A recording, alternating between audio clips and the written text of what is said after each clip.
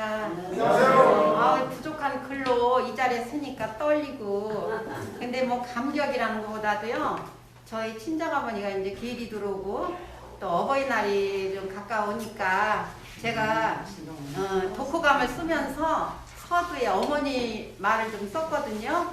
그러니까 좀 저기 하더라도 좀 이해를 하시고 들어주세요. 네. 각 시대의 대쟁투 중 왈덴스인들에 대해서 읽고, 언제까지나 늘 나와 함께 있을 줄 알았던 아들이 어느새 훌쩍 자라서 결혼을 하고 내 곁을 떠나던 날, 왜 그렇게도 서운하고 텅 빈 마음에 눈물이 나던지요. 하나님을 믿지 않았다면 아마 견디기 힘이 들었을 것입니다. 흔히들 어머니들이 말씀들을 하시지요. 너도 자식 한번 낳아서 키워보라고요. 제가 아들을 낳아 키울 때는 그 말뜻을 이해 못했습니다. 왜냐하면 아들이 우리 가정에 태어나던 날 기쁨이 없고 자라면서는 희망이 없고 자랑스러운 아들이었으니까요. 아들은 나에게 에너지였고 버팀목이었습니다. 그랬던 아들이 결혼해서 집을 떠난 뒤에야 어머니의 마음이 어땠을지를 알게 되었습니다.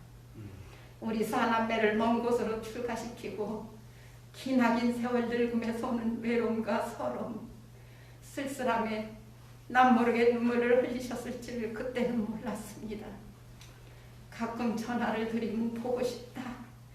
집에는 언제 다녀갈래? 너희들만 생각하면 보고 싶어서 눈물이 난단다 하시면서 이 얘기 저 얘기를 하실 때면 저는 어떤 생각을 했는지 아십니까? 전화세 많이 나오는데 아들 마중 나갈 시간인데 빨리 전화 끊기만을 기다리며 성건성 대답했던 못된 딸이었습니다.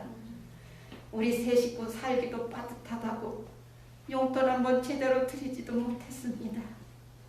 예쁜 옷 한 번 사드린 적도 없습니다. 저는 어머니가 늘 몸빼바지를 입고 있는 모습만 바라보면서 자랐기 때문에 어머니가 몸빼바지를 좋아하시는 줄 알고 봄, 여름, 가을, 겨울 몸빼바지만 사다 드렸던 기억뿐입니다. 지금도 옷가게를 지날 때면 문득문득 어머니 생각이 나서 가슴이 아픕니다. 아침에 눈을 뜨고 저녁에 잠자리에 들 때까지 내 가정과 오직 아들 일이 최우선순위였고 부모님은 뒷전이었습니다. 아들이 내 곁을 떠나고 아들의 빈자리를 느꼈을 때서야 이 못된 딸이 조금 철이 들었는데 이제 어머니 생각이 났는데 그래서 어머니께 날마다 전화를 해서 다정하게 맑은 모두 띄워드리고 싶은데 용돈도 드리고 싶은데 예쁜 옷도 사다 드리고 싶은데 어머니는 기다려주시지 않으시고 내 곁을 떠나셨습니다. 어머니가 많이 보고 싶다고 많이 미안하고 잘못했다고 때늦은 후회를 하며 어머니를 불러보지만 무슨 소용이 있겠습니까? 제가 고향에 가는 날에는 둘째 딸이 온다고 내가 좋아하는 음식을 만들어 놓고 버스 정류장에 나오셔서 기다리고 계시던 어머니, 남편과 아들 걱정에 하룻밤 자고 아침에 부랴부랴 양집에 올라치면 버스 정류장까지 따라오시면서 둘째야 하루만 더 있다 가면 안 되겠니? 점심 먹고 다음 버스 타고 가면 안 되겠니? 눈물을 훔치던 어머니의 그 눈을, 그 표정을, 그 모습을 떠올릴 때면 마음이 저려옵니다. 내가 탄 버스가 동네 모퉁이를 돌아서 보이지 않을 때까지 서서 바라보시던 어머니의 사랑을 그때는 알지 못했습니다. 어머니 생각, 아들 생각에 마음이 울적해서 강원도 정선에 있는 언니 집에 갔습니다. 언니와 어머니 얘기, 자식들 얘기를 하다가 저녁밥을 먹고 바람이나 쐴 겸 동강에 나가 밤하늘을 보았을 때 너무도 아름답고 신비로운 밤하늘에 경탄하게 되었습니다. 그동안 도시에 살면서 잊고 있던 어릴 적 친구들과 밤늦게까지 놀면서 바라보던 바로 그 밤하늘이었습니다. 하얀 빛을 내며 반짝이는 저 수많은 별들은 바로 하나님께서 직접 만드신 창조물이라고 생각하니 밀려오는 벅찬 감정에 울컥했습니다. 겉으로 보기에는 무질서하게 흩어져 있는 저 별들도 어떠한 규칙과 질서 속에 서로 공존하며 지금까지 살아온 것입니다. 일정한 질서, 그것은 태초 하나님께서 만드신 하나님의 말씀일 것입니다. 우리는 흔히 원칙을 지키고 살아야 한다고 합니다. 요즘같이 험난한 시대에 원칙을 지키는 일은 오히려 바보 같은 일이라고 손가락질 받기가 십상입니다. 법과 윤리가 무너지고 서로를 불신하며 오로지 자기 이익만 위해 사는 시대가 되고 있습니다. 이제는 무엇이 원칙인지조차 구분하기 어려운 시대가 되고 있습니다. 그러나 우리 그리스도인들에게는 너무도 명백한 진리가 바로 우리 곁에 있음에도 우리는 그 사실을 잊고 살아갑니다. 성교부에서 총서 10권의 1만 5천엔의 보급이 되어 읽게 된 각 시대의 대장뒤에서의 왈데스인들의 삶이야말로 가치의 혼돈에서 하나님을 끄는 저에게 가슴 깊이 깨달음과 반성의 기회를 주었습니다. 당시 로마 가톨릭의 권위가 막강했을 무렵 왈덴스인들은 로마교의 거짓된 주장을 거부하면서 순수한 성서 신앙을 제창하였습니다. 또 성만찬의 빵과 포도즙이 사제의 축성으로 그리스도의 실체의 살과 피로 변형한다는 화채설을 부정하였고 로마 교회가 잘못할 수 없다는 오류설도 반대하면서 제7일 안식일을 지키는 등 하나님의 성경 말씀대로 살아가고자 하는 순수한 집은 믿음의 집단이었습니다. 암흑시대 동안 왈덴스인의 그리스도인들은 성령의 능력을 통하여 종교 개혁의 길을 준비한 신앙의 영웅이었습니다. 그들은 도덕적으로 흠잡을 것이 없었습니다.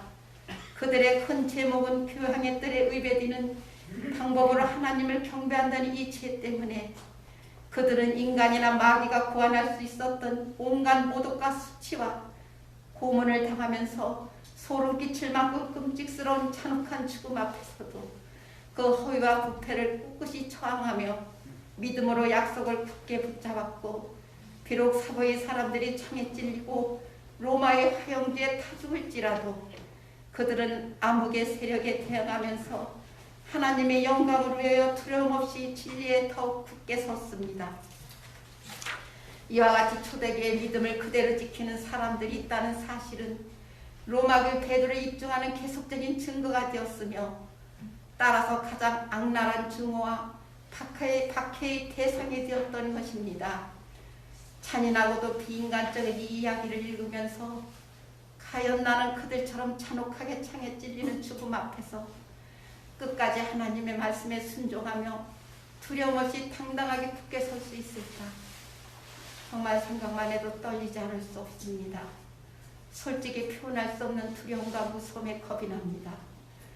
각 시대의 대장태에 다른 많은 종교 개혁자들이 있었음에도 유독 왈데스인들의 이야기가 눈길을 끈 것은 특정한 사람에 의한 믿음의 실천이 아닌 평신도들의 순수한 신앙의 모습이었기 때문입니다.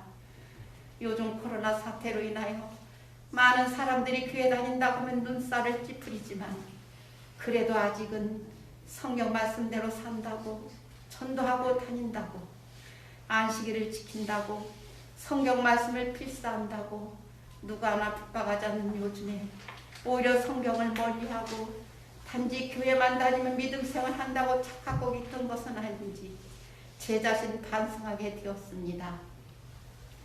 안식일 교회가 토요일을 안식일로 지키는 이유는 간단합니다. 십계명에 앞서 주어진 만나의 교훈을 통해 안식일이 하나님께 얼마나 소중한 날이었는지 깨달았기 때문입니다.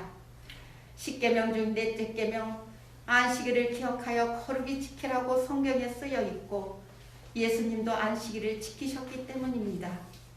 누가복음 16장 17절을 읽어보면 율법의 한 획이 떨어짐보다 천지가 없어짐이 쉬우리라고 말씀하셨으니 이는 진리입니다.